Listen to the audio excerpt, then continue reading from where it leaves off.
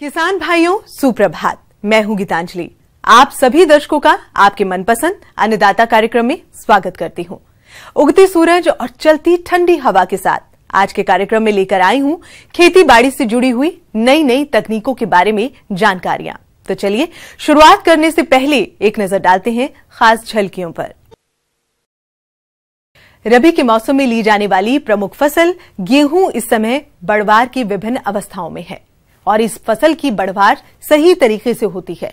इसके लिए फसल में इस समय सिंचाई, प्रबंधन, पोषक तत्वों का प्रयोग और फसल सुरक्षा आदि कार्यों पर विशेष ध्यान देने की जरूरत है।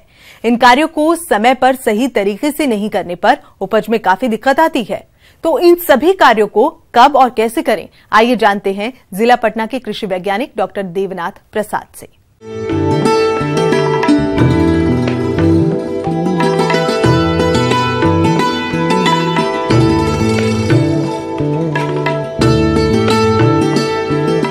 किसान भाई, जिन लोगों ने रबी में गेहूं की खेती की है और वर्तमान समय में जो हम तापमान की स्थिति देख रहे हैं, इस समय गेहूं के फसल पर उसके प्रबंधन की विशेष आवश्यकता महसूस हो रही है।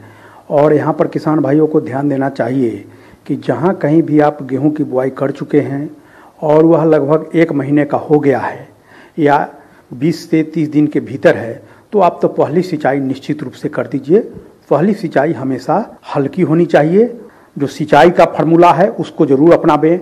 इससे आप तो दूसरी सिंचाई निसंदेह आप 40 से 45 पर करें, तीसरी आप 60 से 65 पर करें और चौथी सिंचाई 80 से 85 दिनों पर अगर आप कर देते हैं तो निसंदेह गेहूं की जो उपज अधिक तापमान और नमी कम रहने के कारण जो प्रभावित होने वाली है, उसमें बहुत हद तक हम भरपाई कर सकते हैं। अतः भी सिंचाई की विशेष आवश्यकता है और इस विशेष ध्यान देना चाहिए कि गेहूं की फसल में आप सिंचाई जब करते हैं तो कभी भी आप अत्यधिक सिंचाई नहीं करें।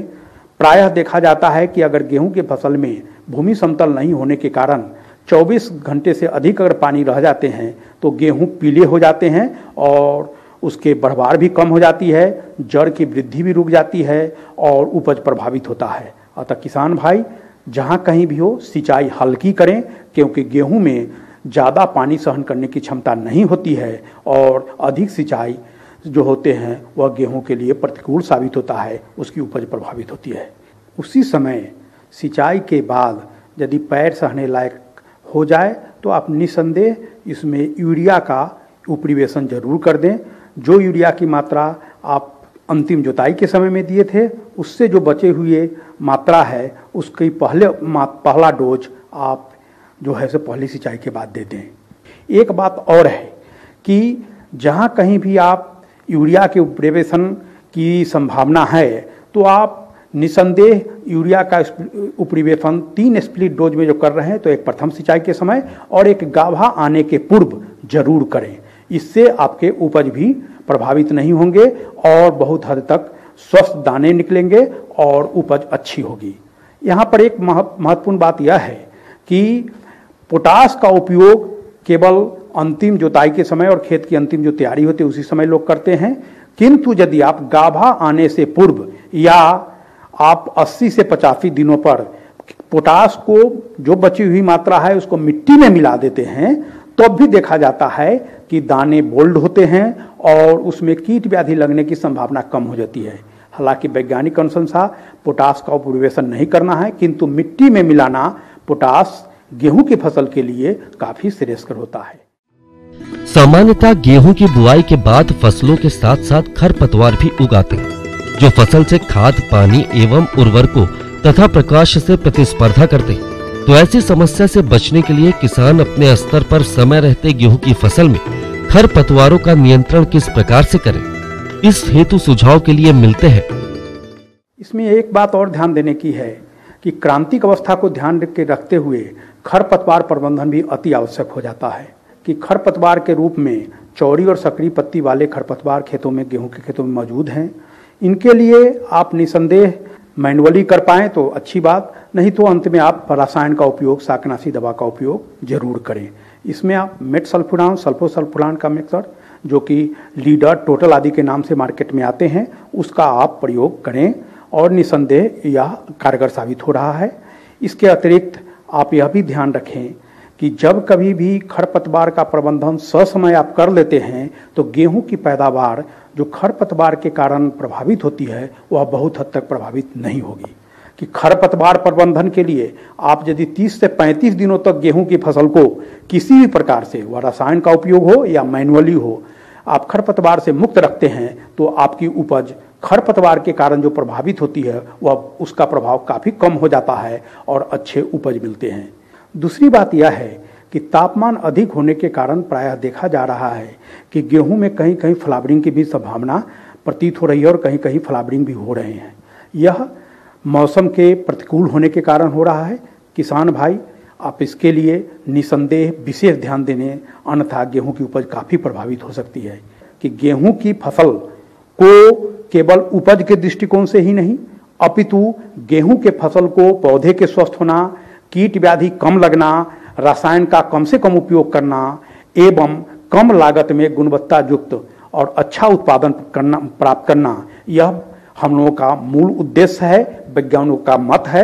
अतः इन बिंदुओं को ध्यान में रखते हुए सतत निगरानी करते रहें और कहीं भी आपको अगर कोई कीट व्याधि की संभावना नजर आती है तो विशेषज्ञ या वैज्ञानिक से सलाह लेके तुरंत उसका निदान करें। आप पाएंगे कि आपकी गेहूं की उपज काफ़ी अच्छी होगी और जो प्रतिकूल वातावरण के कारण, तापमान अधिक होने के कारण जो इसका कुप्रभाव पड़ने की संभावना है उसकी बहुत हद तक हम भरपाई कर सकते हैं। ये थी कुछ उपयोगी जानकारियां। अब लेते हैं एक छोटा सा ब्रेक, जल्द लौटेंगे। कार्यक्रम में आगे हैं महत्वपूर्ण जानकारियां।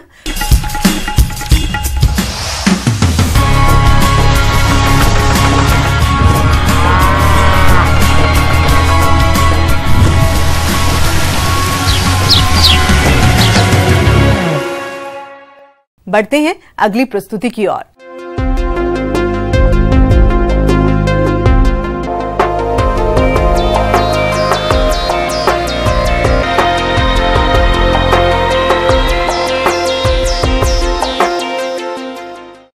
फसलों में दवाओं और घुलनशील उर्वरकों का छिड़काव करने के लिए स्प्रेयर मशीनों का प्रयोग किया जाता है। इसलिए हमारे किसान भाइयों को स्प्रेयर मशीनों के बारे में जानकारी होना बहुत जरूरी है। इसी के साथ इन मशीनों के प्रयोग में कुछ सावधानियां भी आपको रखनी चाहिए ताकि छिड़काव का सही लाभ फसल को मिल सके। तो आइए स्प्रेयर मशीनों से जुड़ी कुछ तकनीकी जानकारियां लेते हैं कृषि इंजीनियर विनोद कुमार सिंह से।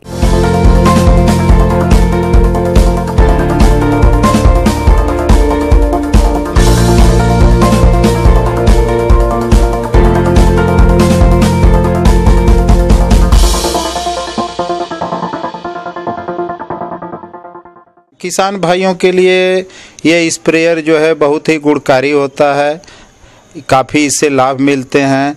और पहले तो मैं ये बता दूं कि स्प्रेयर जो होता है एक छिड़कावकारी यंत्र होता है।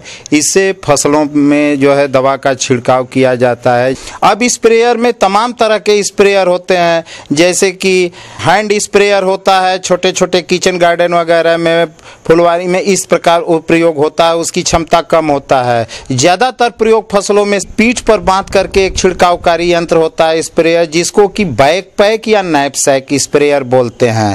वो प्लास्टिक बॉडी भी होता है, पीतल बॉडी भी होता है।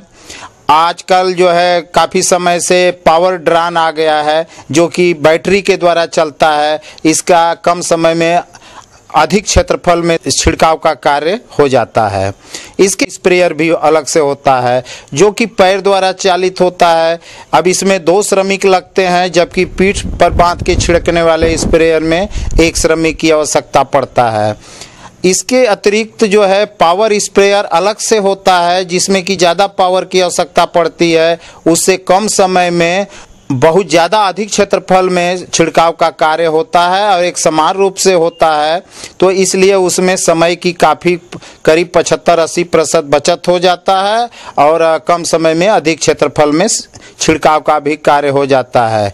किसान भाई जो है अब तक परंपरागत तरीके से जो खेतों में छिड़काव करते थे उसको कूंची बना करके करते थे, उसमें दवाएं ज़्यादा लगती थी और समान रूप से छिड़काव होता था। तो मैं ये बता दूं किसान भाइयों को कि स्प्रेयर से अगर फसलों में जो छिड़काव किया जाता है, चाहे वो हर्बिसाइड हो, चाहे वो फंगिसाइड हो, चाहे वो इंसेक्टिसाइड हो, चाहे माइक्रोन्यूट्रिएंट हो, इसमें तात्कालिक प्रभाव से लाभ मिलता है। दूसरी चीज ये है कि इसमें स्प्रेयर से छिड़काव करने में कम से कम दवा लगता है और उचित घोल बना के अगर छिड़काव करेंगे तो एक समान मात्रा में सभी पौध पर छिड़काव होता है, जो कि आवश्यक होना चाहिए।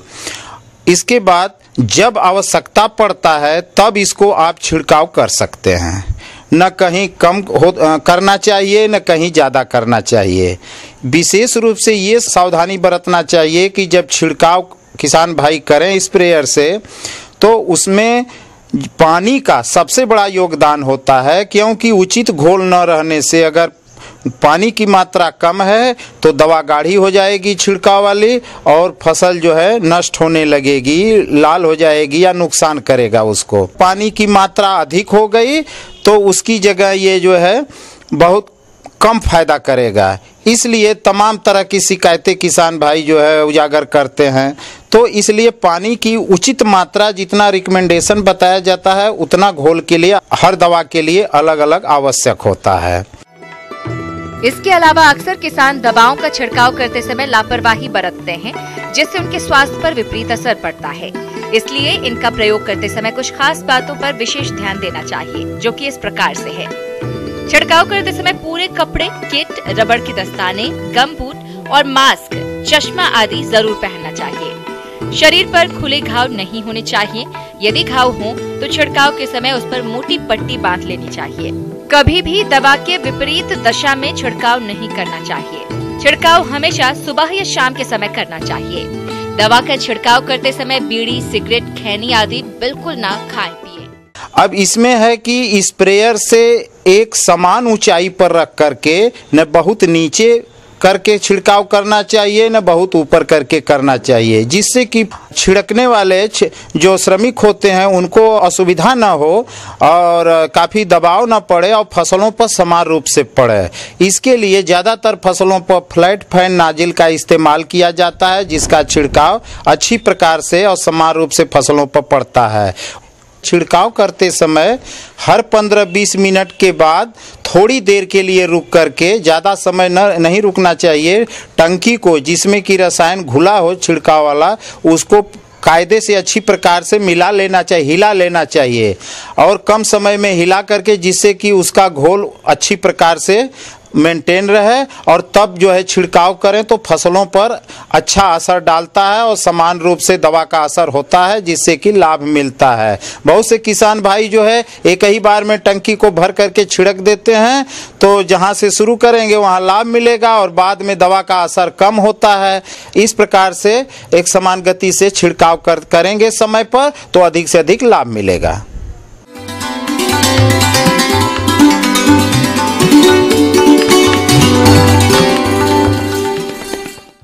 जॉन डियर अन्नदाता हेल्पलाइन निशुल्क फोन संपर्क सेवा के माध्यम से आपके द्वारा पूछे गए प्रश्नों में से 1 या 2 महत्वपूर्ण प्रश्नों को हम अपने कार्यक्रम में शामिल करते हैं। इसी के तहत आज का चयनित प्रश्न और उसका जवाब इस प्रकार है। अन्नदाता निशुल्क फोन संपर्क सेवा के माध्यम से पूछे गए प्रश्नों में से आज हमने जिस प्रश्न को कार्यक्रम में शामिल किया है उससे पूछा है ग्राम कालवन, जिला गया के कृषक मोहित कुमार ने। यह मटर की फसल में लगने वाले कीटों की रोकथाम के बारे में जानकारी चाहते हैं।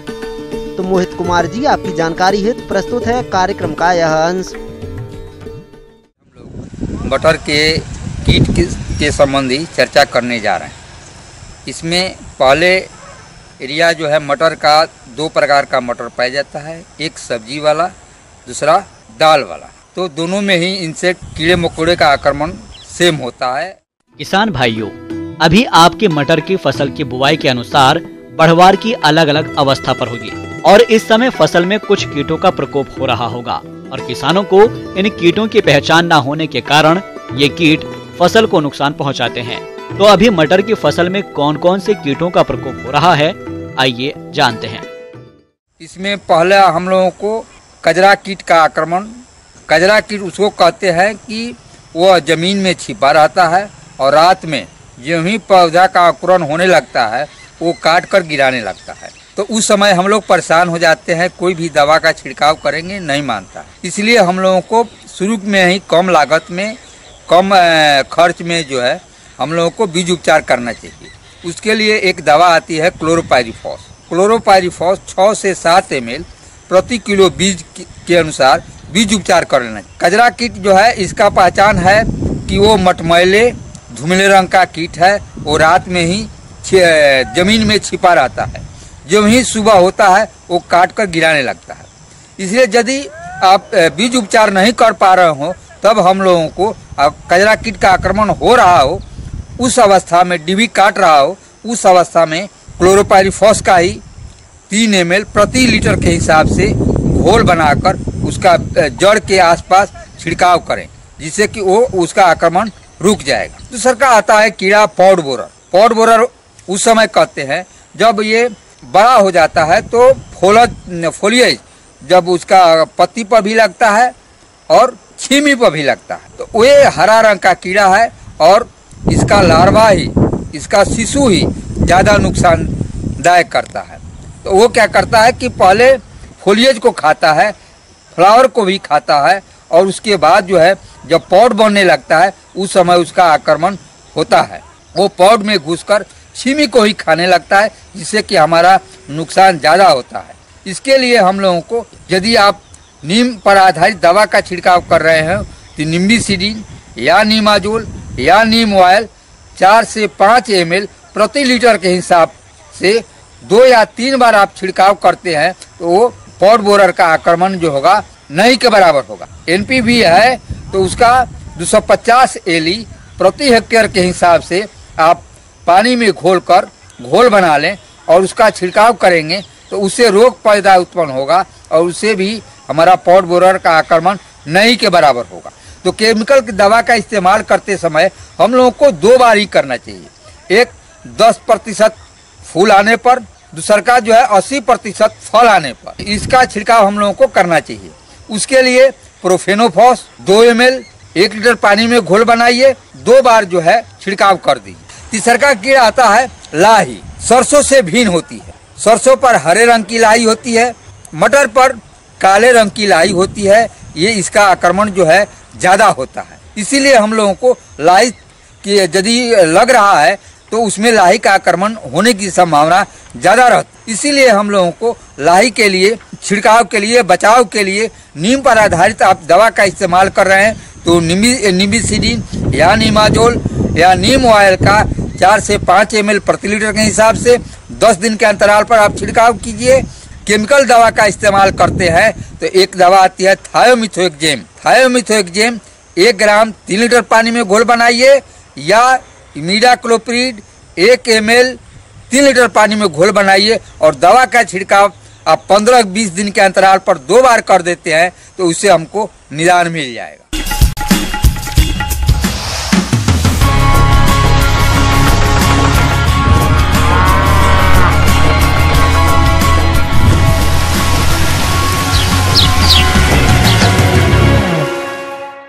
चलिए अब रुक करते हैं अगली कड़ी की ओर।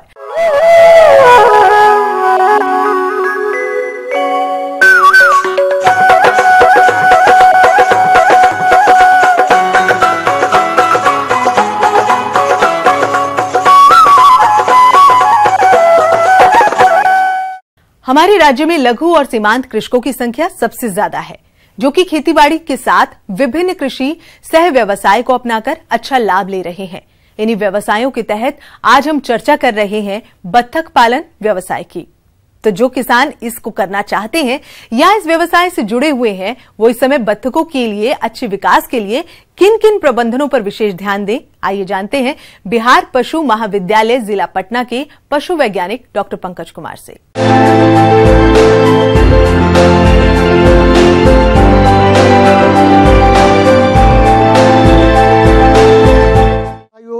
आप बत्तख पालन को एक व्यवसाय के रूप में अपनाकर एक अच्छी आमदनी प्राप्त कर सकते हैं।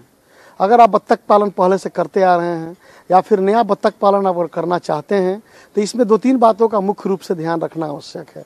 सबसे पहले बत्तख जहां पर रहेगी वहां पर तालाब रहना चाहिए। पानी की समुचित व्यवस्था अगर रहती है तब बत्तखों में कई तरह की बीमारियों का प्रकोप नहीं हो पाता है। ऐसे तो आप चाहें तो बिना पानी के भी बत्तख को रखा जा सकता है, परंतु अगर तालाब की व्यवस्था या छिछले पानी की व्यवस्था अगर हम कर देते हैं तो निश्चित तौर पर ये बत्तखों के स्वास्थ्य के लिए, उनके बढ़वार के लिए, उनके अंडोत्पादन के लिए काफ़ी अच्छा माना जाता है।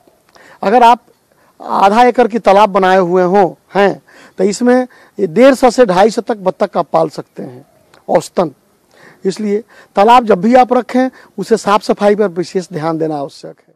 किसान भाइयों, अक्सर बत्तख तालाब में अधिक रहती हैं। ऐसे में जब वे अपने आवास में लौटती हैं, तब उनका आवास गीला हो जाता है, जिससे कई बीमारियां पनपने लगती हैं। इससे बचाव के लिए बत्तखों के आवास को सूखा रखने की कोशिश करें। इनके आवास में समय समय पर बुझे हुए चूने का भुड़काव करें। इसके साथ ही और कौन से जरूरी प्रबंधनों को अपनाना है, आइए जानते हैं। उसमें चूने की समुचित मात्रा और लाल पोटास की समुचित मात्रा अवश्य ही प्रदान करें, ताकि पानी के माध्यम से फैलने वाली बीमारियां नहीं हो पावे उसमें। दूसरा, बत्तख घर का निर्माण। बत्तख घर का निर्माण तालाब के ऊपरी सिरे पर बना सकते हैं अथवा उससे 20 से 25 मीटर हटकर बना सकते हैं। घर की फर्श बिल्कुल लकड़ी की होनी चाहिए। उसमें बिछाली आप बिछा सकते हैं, भूसे की बिछाली या फिर कुन्नी की बिछाली अगर देते हैं तो बेहतर रहेगा। उनकी फीडिंग पैन और ड्रिंकिंग पैन को, अर्थात पानी के बर्तन और खाने के बर्तन को प्रतिदिन साफ करना नितांत आवश्यक है। किसान भाइयों, बत्तखों का अच्छा विकास हो और इनसे अधिक अंडा उत्पादन हो सके, इसके लिए उनका संतुलित आहार प्रबंधन करना बेहद जरूरी है, क्योंकि आहार प्रबंधन में लापरवाही करने पर बत्तखों का विकास तो बाधित होता ही है, साथ ही घातक रोगों की चपेट में आ जाने पर इनकी मृत्यु भी होने लगती है। ऐसी परेशानी से बचने के लिए आप इनका आहार प्रबंधन कैसे करें, आइए जानते हैं। एक चीज विशेष ख्याल करना है कि बत्तख को जो भी आप दाना दें उसे पानी में भिगो करके देना श्रेयस्कर होता है। सूखा दाना देने से बत्तख की खाने की प्रक्रिया ऐसी होती है कि उनके गले में वो अटक जाता है, फंस सकता है और इससे छोटे बत्तखों को या बढ़वार वाले बत्तखों की मृत्यु भी हो सकती है। इसलिए उन्हें गीला करके दाना को दिया करें, ताकि उसे अच्छी तरह से अपने गर्दन में वो समेट लें और उनकी पाचन क्रिया भी दुरुस्त रहे और दाना इसमें खराब नहीं हो। किसान भाइयों, वैसे तो बत्तखों को प्रतिदिन 150 ग्राम दाना देना उचित रहता है, लेकिन दाना महंगा होने के कारण आप दाने की मात्रा में आधी कटौती कर उसे घर व होटलों का बचा हुआ भोजन दे सकते हैं। साथ ही बत्तखों को बचे हुए फसल अवशेष भी खाने को दिया जा सकता है। बत्तखों को बचाने के लिए आप उन्हें कॉन्सीटोन का नियमित प्रयोग करें और कैल्शियम का नियमित प्रयोग करें। कॉन्सीटोन प्रति 5 लीटर पानी में 5 मिलीलीटर की मात्रा मिलाकर लगातार 10 दिनों तक दें। पुनः 10 दिन के अंतराल पर एक बार पुनः दें, अर्थात 10-10 दिन के अंतराल पे 3 बार उन्हें कॉन्सीटोन की मात्रा अवश्य दें। कॉन्सीटोन अगर उपलब्ध नहीं है तो भीमरल बाजार से खरीद लें और भीमरल भी प्रति 5 लीटर पानी में 5 मिलीलीटर की मात्रा लेकर प्रतिदिन बत्तखों को पिलावें प्रत्येक माह में। इससे उनमें ठंड लगने की समस्या जाती रहेगी। अगर बत्तख के नाक से पानी निकल रहा है, उनके नाक पर दाना सटा हुआ है, खांस रहे हैं या फिर सुस्त पड़े हुए हैं, इस तरह की स्थिति अगर देखने को मिलती है, अर्थात उनमें ठंड लगने की समस्या हो गई है। किसान भाई, ऐसी स्थिति में आप उन्हें निश्चित तौर पर अपने निकट के पशु चिकित्सालय में संपर्क स्थापित करके उनका उचित दवा देकर खिलावें। अगर आपको चिकित्सक का आने विलम्ब होता है तो ऐसी स्थिति में एम्पिसिलिन क्लोक्सासिलिन नामक दवा की गोली लेके या फिर कैप्सूल लेके 5 लीटर पानी में 500 मिलीग्राम की 2 कैप्सूल को घोल करके आप उसे दें। अगर नहीं मिलता है तो टेट्रासाइक्लिन नामक दवा का पाउडर 5 लीटर पानी में 2 ग्राम घोल करके अगर सुबह शाम पिलाते हैं तो इन ठंड के दिनों में होने वाले कई प्रकार की बीमारियों से हम अपने बत्तखों को बचा सकते हैं। सिर्फ बचा ही नहीं सकते हैं, बल्कि उनकी अंडो उत्पादन क्षमता और मांस उत्पादन क्षमता को में भी वृद्धि कर सकते हैं। एक और बात जो आजकल विशेष ध्यान देने योग्य है कि आप अपने बत्तखों को इन दिनों कैल्शियम की उचित खुराक अवश्य ही दें।